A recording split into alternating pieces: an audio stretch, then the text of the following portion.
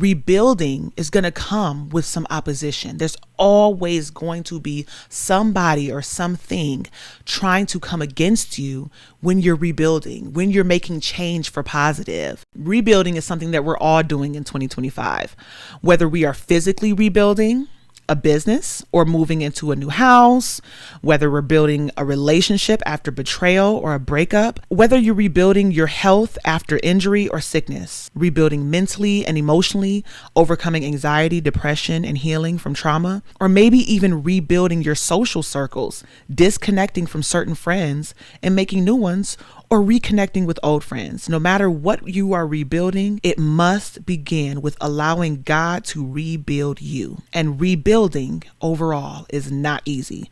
It takes strategy, strength, endurance, and fight. And I'm like, okay, Lord, what's that about?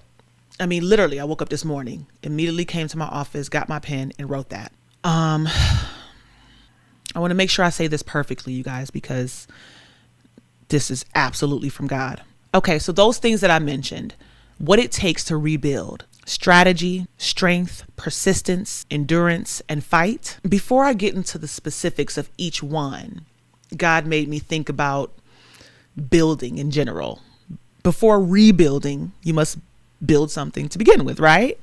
And he had me like picturing like a house, a structure, a building being built. And before that building or that house is built, there is a strategy in place first. There's blueprints that detail the plans, outlining the structure's dimensions and materials and systems and electrical and plumbing and HVAC and all of that. They evaluate the land and the soil conditions and the drainage and the potential environmental impacts. They budget how much it's going to cost, determining the project's overall cost. And they make a timeline and scheduling, creating a realistic timeline for each stage of construction. All of these things are strategies before they ever even build that building or that house. And so that's what we have to do. If we are rebuilding, we must make a strategy first, a strategy for that business, a strategy for how you are going to rebuild your new friendship groups, a strategy about how you're going to lose weight, a strategy about how you are going to move on from that toxic relationship. Whatever it is, you must start with a strategy. And once you have your strategy, then you start to rebuild. Just like those construction workers building that house, they make the strategy and then they get to work. It starts with the foundation, right? They don't just start, building up the house. They have to start with what the house is going to be on top of. That foundation, it must be firm. It must be strong enough to hold the house that's going to be built, right? Now, I'm not no builder, but y'all know what I mean. You have to have a firm foundation when you're building anything, right? And I remember when me and my husband moved into this house, I wanted to like hang stuff on the walls, and I wanted to knock down certain walls. And there was this one wall that I wanted to knock down, and my husband was like, no, you can't do that. That's a load bearing wall. And I'm like, what's a load bearing wall? What does that mean? And he was like, no, that wall, it has a beam in it, and that's part of what's keeping the house up. That wall cannot come down, right?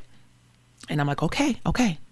And when God was talking to me about rebuilding, that memory from 7 years ago, almost 8 years ago, popped in my mind. And I was like, oh, a load bearing wall, like it's bearing the load. It's strong enough to keep up the structure. So when we're rebuilding, like I said, if we're rebuilding a business or a relationship or rebuilding our minds, we absolutely need strength. We need to be strong enough. We need to be able to withstand the pressure that comes with rebuilding. And when I say withstand, I mean remain undamaged and unaffected. That's what the definition of withstand is. Remain undamaged and unaffected. We need to be able to withstand the pressure that comes with rebuilding.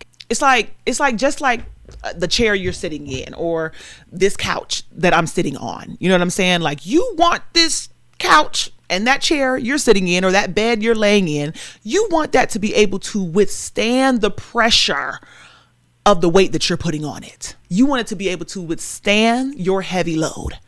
All right. I'm not calling you heavy. Well, I kind of am for this example, but you know what I mean? Like, seriously, you want that chair, that bed, this couch to be able to withstand the pressure that you put on it. And so does God. He wants you to be able to withstand the pressure that comes with life. If you want that chair to withstand the pressure that you're putting on it, how much more do you think God wants you to withstand the pressure that comes with life when you need to be moving towards goals for the will that he has for you, the purpose that he has for you? When you sit in that chair, you don't want it to break, do you? Well, God doesn't want you to break either. Some chairs can withstand more pressure, right?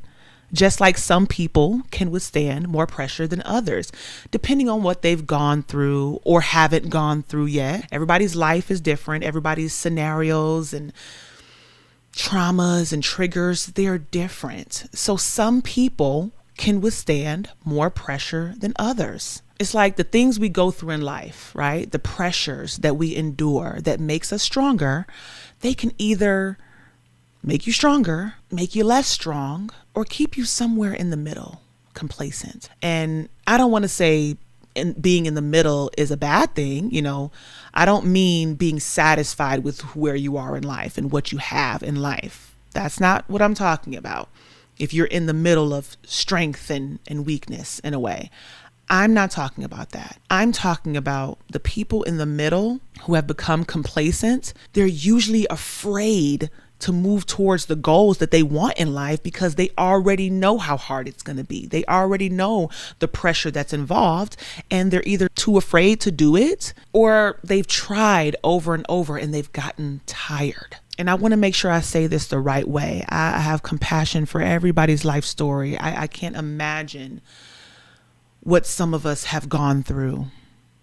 Trauma, molestation, rape, addiction, betrayal, sorrow, deaths in your family.